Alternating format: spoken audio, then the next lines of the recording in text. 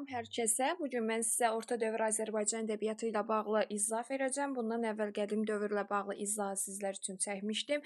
Deməli, Orta dövr Azərbaycan ədəbiyyatı neçənci əsrləri əhatə eləyəcəkdir? 13-cü əsrdən 16-cı əsr daxil olmaqla olan bir dövrə əhatə eləyir və bu dövrdə 13-14-cü əsrlərdə xalqımızın tarixində mürəkkəb ictimai bir dövr kimi yadda qalmışdı. Burada əsas qeydlər deyəcəm. Burada çoxu nağılvari qeydlərdir.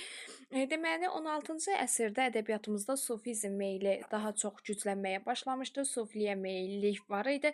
Yəni bu dövrdə yazılan eşq, məhəbbət mövzulu əsərlər Allaha məhəbbət kimi də qiymətləndirilirdi. Yəni buradakı məhəbbəti birmənalı qiymətləndirmək olmazdı. Bu dövrdə ədəbiyyatın qarşısında duran bir neçə məqsəd var idi ki, cəmiyyəti saflaşdırmaq istəyirdi və kamil insan formalaşdırmaq əsas məqsəd kimi qoyulmuşdu. Bu dövrdə eşq, ilahi eşq formasındaydı ki, ilahi gözəlliyə tərənnüm idi. Yəni biz hər hansı bir məhəbbət mövzusunu oxuyanda oradakı məhəbbətin Allaha olan məhəbbətlə qovuşduğunu görürdük. Yəni sevgili, gözəl, Allah məzmununu daşıyırdı, Allaha çatmaq, qovuşmaq məzmununu kəsb edirdi. Bu dövrün ən mühüm ədəbi hadisəsi nə oldu? Artıq bu dövrdə Azərbaycanca yazmaq ənənəsinin əsası qoyuldu. Bu dövrdə ədəbiyyatımızda heca vəzni də gəlmişdi. Deməli, anadilli ədəbiyyatın təşəkkül tarixi 13-cü əsrdə idi. Qədim dövrdə ana dili yazılmamışdı, amma orta dövrdə ana dili gəldi. Bu dövrdə, yəni 13-cü əsrdə yaşamışdır Şeyx İzzəddin Həsənoğlu, Şeyx Səfiyyəddin, Ərdəbili kimi lirik şairlərin qəzəlləri, Dastan Əhməd Harami, Qul Əlinin Qissə-i Yusif poeması idi. Deməli, bu dövrdə bizə dövr-dövr keçəcəyik 13-cü əsr, 14-cü əsr, 15-ci əsrə fərqli-fərqli keçməliyik. 13-cü əsrdə kimlərlə tanış olduq? Şeyx İzzəddin Həsənoğlu ilə, Şeyx Səfiyyəddin Ərdəbilli ilə, Dastan Əhməd Harami əsəri ilə və Qul Əlinin Qissə-i Yusif poeması ilə tanış olacağıq. Deməli, bu dövrdə dedik ki, anadilli poeziya artıq üstünlük təşkil edirdi. Burada ideya sufi mistik ideya idi. Bəs ana dilli poeziyanın əsasını kim qoymuşdur? İzzəddin Həsənoğlu. Hansı onun qəzəlləri vardı. Apardı könlümü bir cənfəza dilbər adlı qəzəli ilə qoymuşdu. Məhəbbət lirikasının dəyərli nümunələri də yazılırdı. Bu dövrdə Zülfüqar Şirvani adlı səngkarımız da var idi, amma Farsça divanı vardı ki, dünyəvi məhəbbətin real gözəlliyini tərənnüm etmişdi. Daha sonra bu dövrdə farsça yazmaq ənənəsi get-gedə zəifləməyə başlamışdı.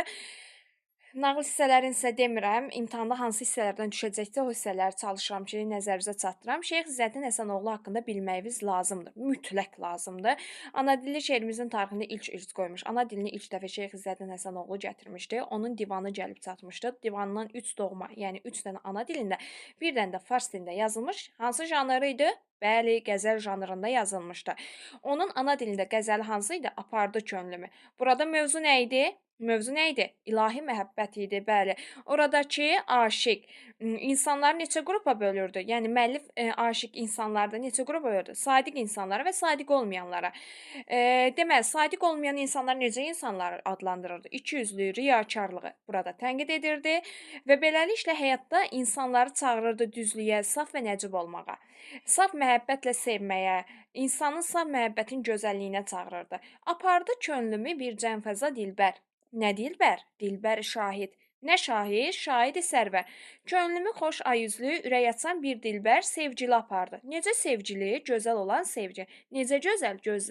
Gözəllərin başçısı. 13-cü yüzlükdə ana dilində olan epik poeziya. Epik poeziya və yaxud da epik şeir də düşə bilər buna. Epik şeir və yaxud da poema da düşə bilər. Epik poeziya, epik şeir, poema bunların hamısı eyni şeydir. Yəni 13-cü əsrdə yazılmış poemalarımız hansılar oldu? Dastan Əhməd Harami, Qul Əlinin Qissə-i Yusif poeması. Aha, indi gəlin bir ümumiləşdirək görək. 13-cü əsrdə biz kimləri keçdik? İzzəddin Həsənoğlunu keçdik. Şeyx Səfiyyəddini keçdik. Dastan Əhməd Harami, Qul Əli. Bu orta dövrə aid idi. İlk dəfə ana dilini kim gətirdi? Şeyx İzzəddin Həsənoğlu. Hansı qəzəl? Apardı könlümü. Bəs yaxşı, Şeyx İzzəddin Həsənoğludan bizə nə gəlib çatmışdı? 3 dənə doğma, bir dənə farsça əsər gəlib çatmışdı. Əlası, super. Bəs bu dövrdə poema, epik şeir və yaxud epik poeziya eyni şey deməkdir. Bəli, hər ikisi hamısı poema deməkdir. Hansı poemalarla tanış olduq? Dastan Əhməd Harami poeması. Bəs başqa? Qul Əlinin Qissə-i Yusif. əsəri ilə tanış olduq. Deməli, baxın, bu iki poemanı birləşdirən cəhətlər var ki, rahatdır bunları bilmək. Hamısında xeyrin şər üzərində qələbəsi, humanist ideyalar, ədalətə çağırış, insansevərliyə çağırış ön planda idi. Bəs Dastan Əhməd Harami niyə orta dövr üçün əsas poema idi? Bunun özəlliyi nə idi? Ana dilində yazılmış ilk epik nəzm əsəri idi. Bəs yaxşı, biz bundan əvvəl hansı poemanı keçmişdik ədəbiyyatımızda ilk idi? Əfzəldin Xəqaninin Tövfət-i Rageyin poeması. Bəs Tövfət-i Rageyin ilk poema idi, amma hansı dildə idi? Fars dilində. Dastan Əhməd Harami hansı dildə olacaq? Ana dilində yazılmışdı. Bəli, ana dilində yazılmış epik nəzm. Və yenə deyirəm, epik nəzm də düşə bilər, epik poeziya da düşə bilər, epik şeir də düşə bilər, poema. Yəni bunların hamısı eyni şeydir. Neçə məclisdən ibarət idi? İmtahanda bizdə düşür, 6 məclisdən ibarət idi. Nələr pislənirdi? Oğurluq, quldurluq, ad çıxarmış. Kim idi bunları özündə daşıyan? Əhməd Harami adlı bir obraz idi ki, oğuruydu, qulduruydu, ad çıxarmış idi. Müəllif bunu pisləyirdi. Bağdad Sultanının qızı da Güləndam isə. Bu isə xeyir, haqq, ədalətin, saflığın təmsilçisi idi. Və burada Güləndamın qələbəsi ilə bitir. Yəni xeyrin şər üzərinə qələbəsi ilə bitməsini görürük. Əsərin baş qəhrəmanlarının ölüm-dirim mübarizəsi, sonda Güləndamın Əhməd Həramini öldürməsi. Güləndam gəlir bu rəzil adamı öldürür və beləliklə xeyrin şər üzərinə qələbəsi. Deməli, Əhməd Həramini şair zalım şərəfsiz adlanır. Aha, bu imtahanı dəfələrlə düşübdür. Deyir ki, Əhməd Həramini zalım şərəfsiz adlandıran kim idi? Deyir Güləndam və yaxud da xalq. Xeyr, kimi adlandırır? Bəli, şair adlandırırdı. Yəni şairin özü burada əsərə giriş eləyir, deyir zalım və şərəfsiz biri idi. İnsanlar onun ölümünə sevinmişdi. Xalq nifrətini ifadə edirdi. Əsərdə xalq şeir dilinə xas olan ifadələr ana dilindədirsə, xalq dilindədir də. Və təsir ifadə vasitələri də var idi. İndi keçirik 14-cü yüzlükdə yazılmış əsərlərimizə. Deməli, bu dövrdə Yusif və Züleyxa əsərimiz var idi. Sadəcə olaraq Yusif və Züleyxa əsərini iki fərqli müəllif yazmışdı, amma eyni mövzuda. Suli Fəqiqlə Mustafa Zərir, Yusif və Züleyxa adlı əsər yazmışlar. İkisinin də yazdığı əsərdə Quran motivlərinə toxunması, hər ikisi ana dilində yazılmış, hər ikisi epik poeziya, yəni poema idi. Hər ikisi poema janrındadır, yenə eyni şeydir. Poema adısa necə qafiyələnmərdir? Məsnəvi şəklində yazılıbdır. Ana dilində əsərlərin sayıca artsa da, fars dili sıradan çıxmamışdı ha. Farsça yazmaq ənənəsi hələ də davam edirdi. Deməli, fars dilini yaşadıb, yaradan, fars dilindən əl çəkməyən 3 dənə səhərkarımız var ki, bunlar da Nizaminin davamçıları idi. Nizami axı farsça yazıbsa, bunlar da farsça yazacaq. Marağalı Əhvədi, Cami-Cəm Dəhnamə, Arif Ərdəbilli, Fərhadnamə, Əssər Təbrizi, Mehir və Müştəri. Gəlin indi bunu kodla yadda saxlayaq hər birinin əsərini. Marağalı Əhvədi. Marağada nə olur? Qırıq-qırıq camlar olur. Dəhnaməni də nəsə yadda saxlayın ki, Marağada Cami-Cəm Dəhnamə. Amma bunu Cami-Cəmdən yadda saxlaya bilərsiniz ki, Marağada camlar olur. Arif Ərdəbilli. Ariflə Fərhad sözü. Arif, Fərhad dostdular. Belə. Əssər Təbrizi. Təbrizdə nə olur? Təbriz bilirik də ipəkçiliklə məşhur bir şəhər idi. Orada müştərilər çox olur. Yəni belə kodla yadda saxlayın. Ən rahat dediyim kod bu koddur. Özünüzün də əlavə kodu olsa yadda saxlaya bilərsiniz. Marağalı Əhvədi, Cami-Cəm Dəhnamə, Ariflə Fərhadnamə, Əssər Təbrizi, Mehir və Müştəri. Bunları birləşdirən cəhət fars dilində yazıbdılar. Poeziya, poema janrında yazıb. Bunların hamısı poema idi. Nizami də yazıbdı poemada. Bunlar Nizami ədəbi məktəbinin davamçıları. Yəni Nizami Gəncəvi nə eləyibsə, bunlar da onu edibdi. Şəri, eybəcərliyi pisləyən, xeyri, ədaləti, insan haqqını müdafiə edən epik şeir örnəkləridir və fars dilində yazıblar. Bunların ana dilində əsəri yoxdur. Qazı Bürhanəddin 14-cü əsrdə yaşayıb yaratmış sənətkarlarımızdan biri idi. Bunu da mütləq şəkildə yadda saxlamaq lazımdır. Yaradıcılığına türk ədəbiyyatında dünyəvi poeziya örnəyi. Aha, imtahanda düşən sualımızdan biri budur ki, deməli, hansı sənətkardır ki, onun yaradıcılığı dünyəvi poeziya örnəyi olub? Bunu necə yadda saxlayaq? Qazı sözündən. Qazilər hər zaman örnək olubdur. Yəni, Qazı Bürhanəddin dünyəvi poeziyanın örnəyi hesab olunubdur. Və o, ana dilində yüksək bədii səviyyəyə çatdığını göstərən onun divanı vardı. Və bizim ədəbiyyatımıza ilk dəfə gətiribdi tuyuq janrını. Tuyuq janrı da türklərin janrı idi. Türk idi. T-nın Türk. Biz bunu keçmişdik. Türk janrı idi. Əruzun hansı bəhrində yazılırdı? Bəli, Rəməl bəhrində və bir bənddən ibarət olurdu. Qafiyəsi A, A, B, A və yaxud da hamısı A, A, A, A, A şəklində qafiyələnirdi. Bu dövr 14-cü yüzlüyün ədəbiyyatında gedən yeniləşmə prosesinin göstəricisi idi. Lirik qəhrəman ölümdən qorxmayan, cəsur bir sənətkar idi. Daha sonra haqq yolunu əsas tuturdu, ədaləti əsas tuturdu. Hətta onun bir şeiri var. Özünü əşiyə bilən sərdar olur. Ənəl haqq, bax haqqı dəvi qılan bərdar olur. Ər odur ki, igid, haqq yolunda baş oynaq, döşəkdə ölən yigit murdar olur. Yəni uşaqlar yadınızda qalsın ki, haqq ədalətdən yazan Qazi Bürhanəddin idi. Burada da sözlərdən tuta bilərsiniz. Əgər tuta bilmirsinizsə, bolur sözlərindən tuta bilərsiniz ki, bu da rədifdir. Bolurla yazan Qazi Bürhanəddin şeiri idi. Ədəbiyyatda bu proseslərdə humanist ideyalar ön plana çəkilmişdi. Həbibi artıq 14-cü əsr yox, 15-ci, 16-cı əsrdə yazıbdı. Həbibidən qəzəl qəsdən müsəddəs yazıbdır. Deməli, əruz vəznində yazıbdır. İnsanın azadlığı, daxili aləmi, təbiətin gözəlliyi əlvan poetik vasitələrlə əks etdirib, şair insana ziddi olan hər şeyi rədd edirdi və beləliklə ona ilahi gözəlliyin yerdə təcəllisi kimi yanaşırdı. Həbibi lirik şeirlərdə aşiqin qəlbinin hərarəti, səmimi, fədakarlığı, gözəlliyini göstəribdi. Gərd sənin üçün qılmayım çak, ey buti nazik bədən, corum olsun həqqi qəbə əynimdə pirahən kəfən. Yəni bu şeir də Həbibinin şeiri idi. Yadda saxlayın. Bolurla bitən Qazi Bürhanəddin idi. Kəfən insana önəm verən, kəfəninə önəm verən Həbibi idi.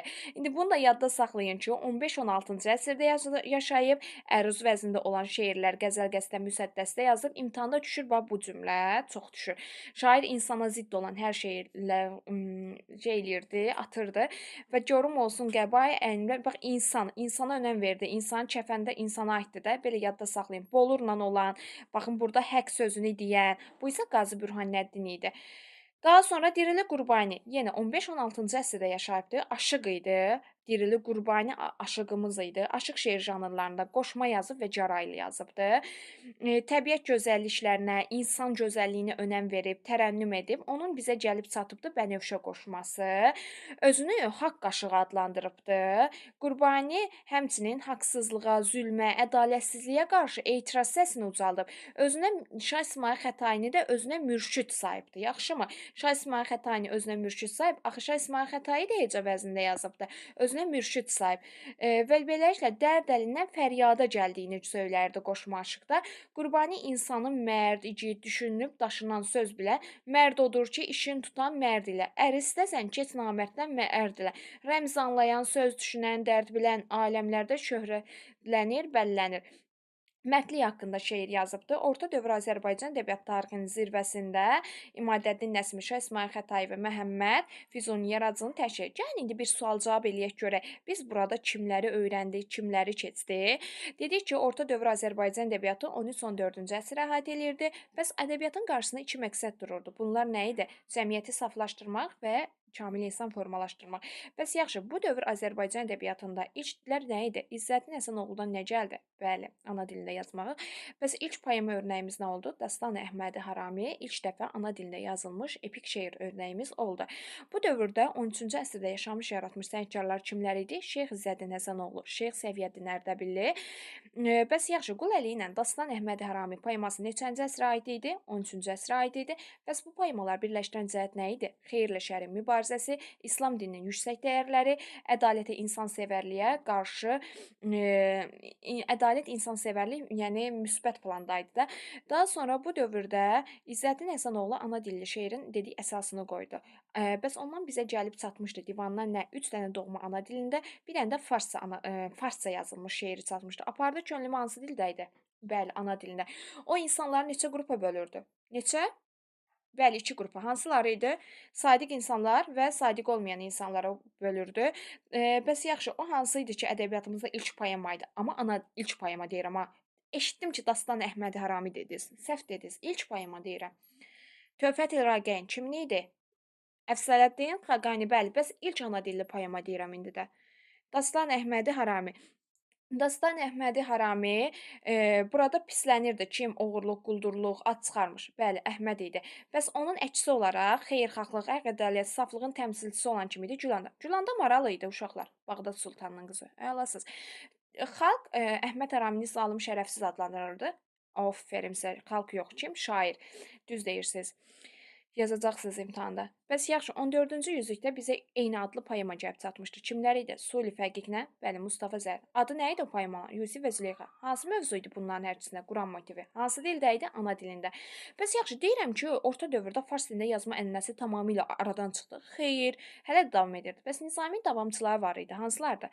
Maraq Ələfət. Hansı əsər yazmışam? Maraqada nə olur? Camıca. Bir dənə Dəhnamə. Bəs yaxşı, Arifin dostunun adı nə idi? Fərhad. Fərhadnamə adlı əsər yazmışdı. Əsər Təbrizi. Təbrizdə nə olur? Müştərilər olur. Mehr və müştəri. Bunlar fars dilində yazılmışdı. Poema janrında yazılmışdı. Nizaminin davamçıları idi. Yadda saxlayın. Bəs o kim idi ki, onun əsərləri dünyaca məşhur idi? Qazi, bəli, dünyaca məşhur idi. Bəs o hansı sənətkarımız idi ki, bizə tuyuq gətirmişdi? Bəli, Qazi Burhaniddi. Qazi Burhaniddi hansı dildə yazıb? Bəli, ana dilində, türk dilində yazıb yaratmışdı. Bolur şeiri kimin idi? Sonu bolurla bitən. Bəli, Qazi Bürhanəddin şeiridir. Bəs yaxşı, Bənövşə qoşmasını kim yazmışdı? Bənövşə qoşmasını deyirəm. Dirili Qurbani. Bəs yaxşı, Şah İsmayıl Xətani özünə mürşid götürmüşdü. Kim? Bəli, Dirili Qurbani. İnsana zidd olan hər şeyi ləğv edirdi. İnsana zidd olan hər şeyi yəni insana nə ziddirsə, onları rədd edən kim idi? Yox, Həbibi Qurbani. Bəli, düz deyirsiniz. Siz düz dediniz, mən çaşdım. Bəs yaxşı, Həbibi neçənci əsrdə yaşayıbdı? 15-16-cı əsrdə yaşayıbdı. Bəs yaxşı, son kəfənlə bitən şeir kimin idi? Həbibinin. Ola bilər, uşaqlar açıq suallarda düşsün, uyğunlaşdırma olsun. Məsələn, Boluru versin, onu versin və bunu versin, bax bu şeiri də versin. Deyəsi hansındır? Onlar, yəni bilməlisiniz. Onun üçün deyirəm, əzbərləməyin. Kodla yadda saxlayın, kifayətdir sizlər üçün. Haqsızlıq zülmə qarşı Dirili Qurbani idi. Bəli, mərd odur ki, işin tutan mərd ilə. Bunu kim yazmışdı? Dirili Qurbani yazmışdı. Ümumiyyətlə, orta dövr Azərbaycan ədəbiyyatı haqqında bu qədər. Sağ olun, salamat qalın.